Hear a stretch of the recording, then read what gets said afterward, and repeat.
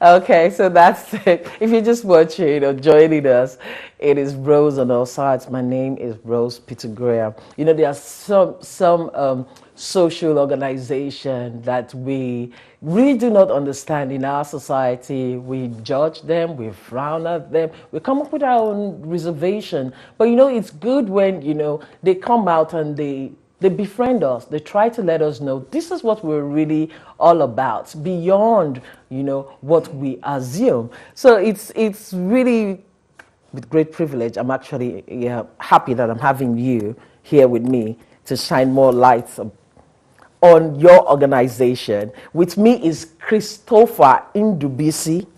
He is the president, Buccaneers Confraternity Europe chapter, and there's something called the Galleon Master, the Omega Galleon. What is this? Well, firstly, Rose, thanks for having me on your show to tell our own side of the story. Okay. Every organization has got its own balance in terms of how it speaks and how they operate. Yes. Our organization has its own. It's not peculiar to us alone. Every other organization have theirs. So Galleon we refer to as a regional geographical expanse. So with respect to the European geographical expanse, it's referred to as Omega Galleon. And by the grace of God, I happen to be the Omega Galleon. Yeah. Okay, beautiful. See, your organization is it a secret cult? No, we are not a secret cult. And it's preposterous to think that we are. But you know, when people hear the name Buccaneers, it sends chills across down their spine, you know, and then in the society, they are deemed as outlaws. They are frowned at. If you delve back into history, you will find that actually there were a group of men who were Buccaneers. And that name was chosen specifically because of the historical impact it made at the time. Okay. And the impact it makes now is with respect to the principle that we're borrowing from history to address part of the influence we want to have in the society today. Tell me, someone who really doesn't know what the Buccaneers is about, what is this organization about? Right, so we are a collection of like-minded gentlemen. We have a very huge approach towards self-development. Okay. We have a huge appetite for charity. Our objectives are encompassed in that zeal to improve the environment where we find ourselves in. Okay. So we operate in what we would call a hub and spoke model, which is where you have a central core and you have the different regional parts to it who have various levels of autonomy to address the local variations of the environment they find themselves in. So take, for example, here in the United Kingdom, Omega Galleon has got its own level of autonomy to address the local variations of the contemporary issues we deal with here within the European society. How are you addressing this? So we are addressing this in several ways. First of all, worth mentioning that our strategic aims and vision can be encapsulated in 4 different objectives. One is that we want to build gentlemen who are absolutely ideal within the society, who are built with the right kind of ethos and who understand the bigger picture. That's one. Secondly, we want to be able to impact on the society through corporate social responsibilities. Thirdly, we want to dig within the talent pool that we have to develop ourselves better and to develop the society as well. Think about that Latin maxim, cogito ergo sum. It means I think, therefore I am. Okay. For me, that encapsulates the very nature of our being and what we should aspire to. That every one of us should, in every way, be able to explore the extremities of the God-given talents in order to be a proper Homo sapien. And that's exactly what we try to achieve. So we have built several controls within our organization to be able to achieve these. When I came into play as the president for the European chapter, I brought in 4 different committees to address exactly these strategic aims. And so also do the different regional representatives we have their own ways of addressing this, because the whole idea is that we all have a direct line of sight. So the global vision that we have. Sorry, how long has the European version been? It's been here since 2009. Since 1999, sorry, not 2009. That's some time. Yes, that has been some time. Okay. And we have been delivering several charity walks with different prestigious organizations for more than a decade and a half. We participate in the London 10-kilometer run year in, year out for different organizations. Name them: Diabetes UK, British Heart Foundation, Save the Children, Anthony Nolan Trust. Okay. Why are you doing all of this? Because is it like the focus, the vision for you coming together? Our focus can be seen in, it's a spectrum. Our focus fits into several aspects of our spectrum. No, you know why I'm asking you, because I'm not yet concluded with that question, because you're big on charity. I applaud that. I have seen the things you do in Nigeria, here in the UK, and all across the world where you guys are. And is it because you're trying to change the notion? Every organization needs to aspire to be a corporate, social, global citizen. And we are not any different from it. Name it. It is ethically right for us to be able to eke our own footprints on the sands of time in the right ways. So if that then, in itself, finds a way of giving us that double assurance and gives us that value to help people understand and perceive us rightly, then so be it. You see, Chimamanda Adichie called some of these the danger of the single story. When individuals begin to have a tunneled vision of a particular individual or an organization, it creates the wrong kind of impression, because then all you know about that person is what you know. And the media, being rife with a lot of sensationalism, would be able to take on what is sensational without necessarily digging deep to actually understand the content. You know, I like that name, Brodas Across Nigeria. Yeah. I mean, it sounds nice. It sounds all-encompassing. Like these are people who are looking out for themselves, you know. And then you hear that name, also comes the Buccaneers. I mean, in Unilag, where I had my higher institution, I remember some of them being in Shudende, and they said, oh, you know that guy? And I was contested. Oh, you have to go and see this group. You have to see that group. You have to see. And I'm like, okay, so I have to meet with these guys. Because this, I mean, it's not an idea that I had, but this is what we hear and see them when we see clashes in the higher institutions. No, so why do we have those? So to correct the impression, there is no Buccaneers confraternity in Nigeria. Okay. What we have registered with the Corporate Affairs Commission is Brothers Across Nigeria.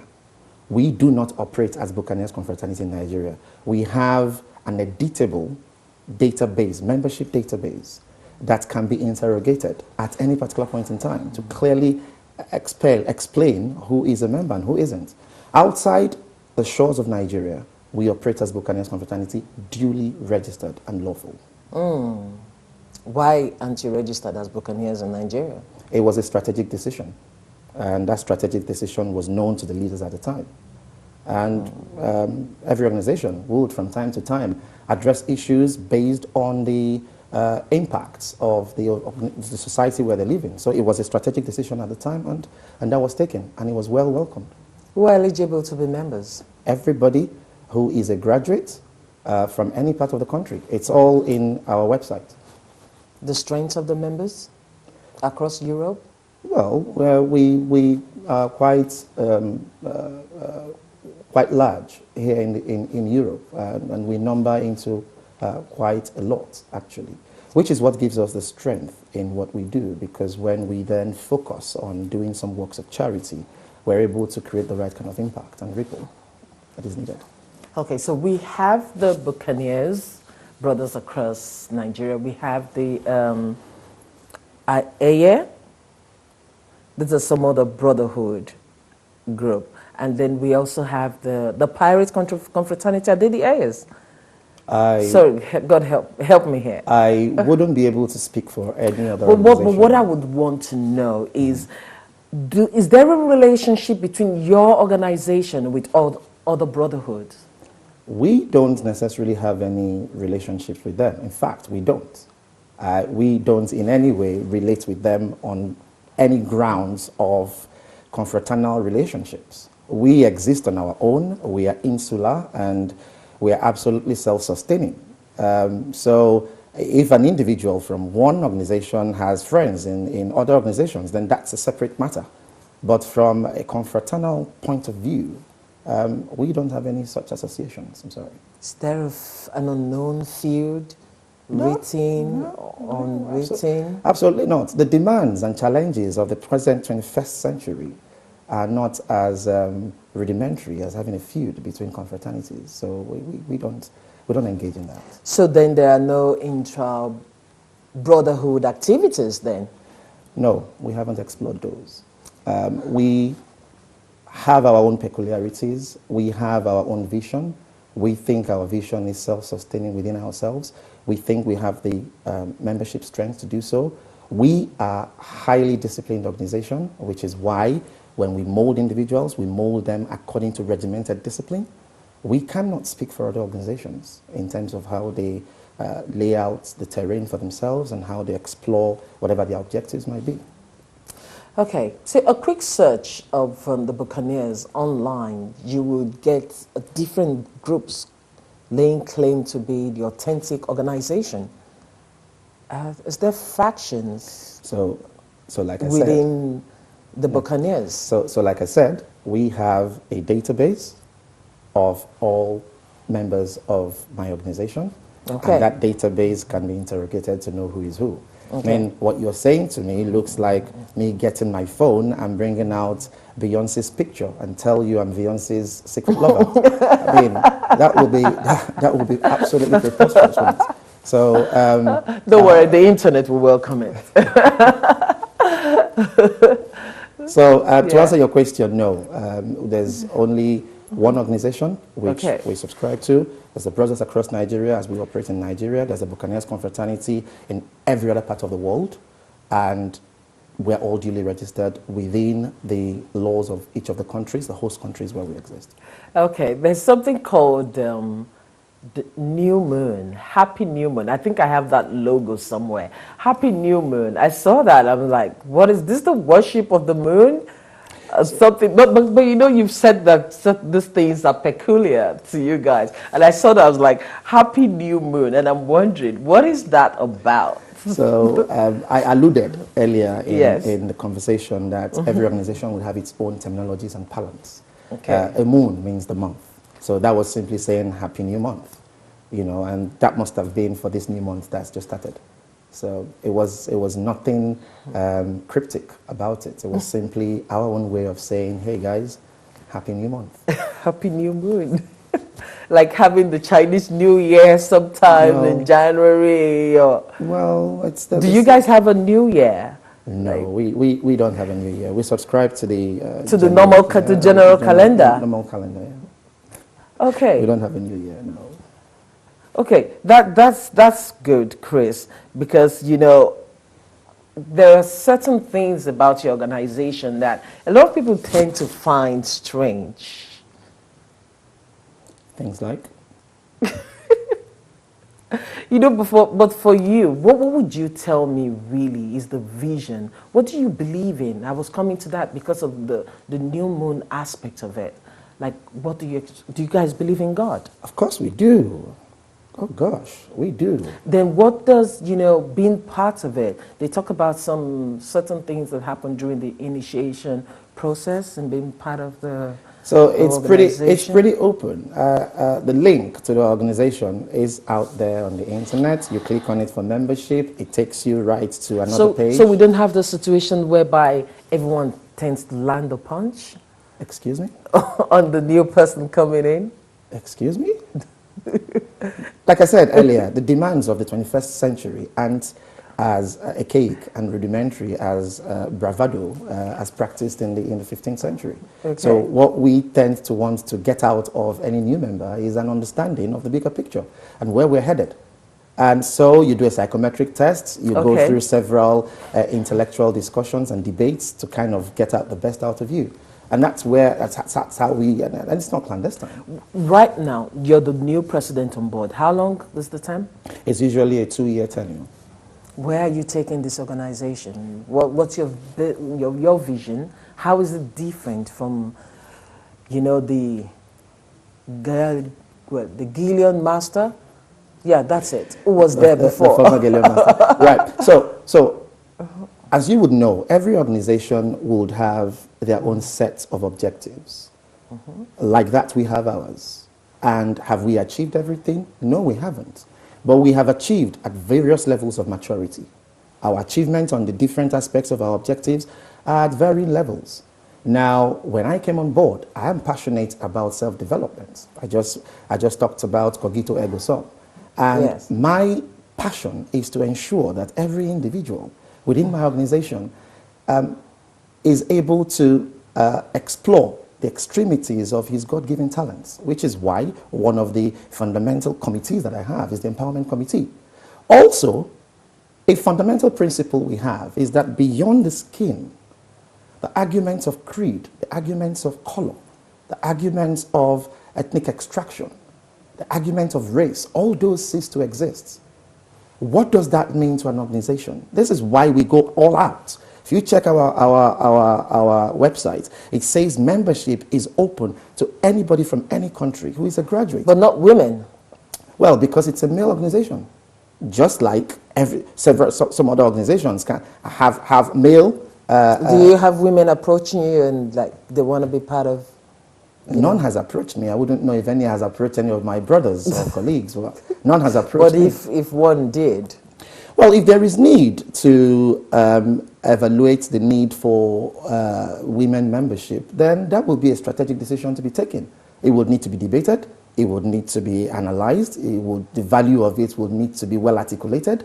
And should that be the case? Men just like to throw their weight around, don't they? Well, you will have other women-dominated organizations as well, so who also do similar kind of work that we do, and who have similar kind of bond amongst themselves. So I don't find it any different. It's just a group of male corporate citizens coming together to want to bond and to want to improve upon themselves, and in improve upon themselves, they want to impact positively on the society. More on your vision. Yeah. Yeah, I want you to talk to us more. So more on my vision, I've talked about self-development. Yes. And the next bit then is to talk about the corporate social responsibility that we want to. Actually, next week, in addition to all the good works that we've been doing over a decade and a half, we will be in a conversation with Save the Children to actually partner with them to go down to Nigeria to actually deliver on some programs. We would like to be able to go in and take out a kid from a motherless baby's home and train the kid up from nursery up to university. That would be an achievement. And these are the sort of things that we're looking at. That's pretty good. And one of the things I noticed when I was doing my research before, you know, this interview, I noticed that you actually lend your voice to the xenophobic we did. you know, acts in South Africa. Yes, that was pretty good. Thank you. Humane, and I applaud you for that. Thank you very much. It's good. Keep doing good. Keep doing what you're doing. Thank you. And I want to say thank you very much for coming on the show. Thanks a lot, Rose. Thanks for having us. Okay. So I have been speaking with Chris Ndubisi, the President, Buccaneers Confraternity, the Galleon Master, European Chapter, Omega Galleon. Thank you very much for coming. Thank you. Okay, so we're going on a break. And of course, when we come back, we'll be meeting the first ever Mr. and Miss Teen Nigeria UK. You'll love to meet them.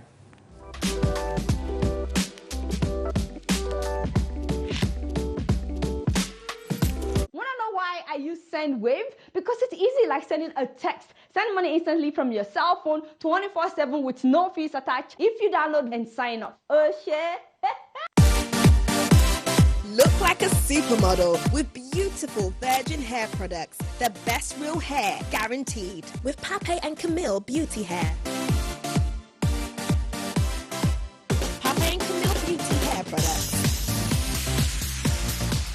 4-pack Brazilian Plus closure for £90. Special offer, Brazilian hair, 8 inches for £10, 10 inches for £12, 12 inches for £15. Lace wig frontal, 10 inches starts from just £55. Find these and other great deals with 100% guaranteed human hair at the Pape and Camille store in Brixton. Hop into our Brixton store today or go online with free next day delivery at pchairlimited.com. With Pape and Camille, you have the freedom to be really gorgeous.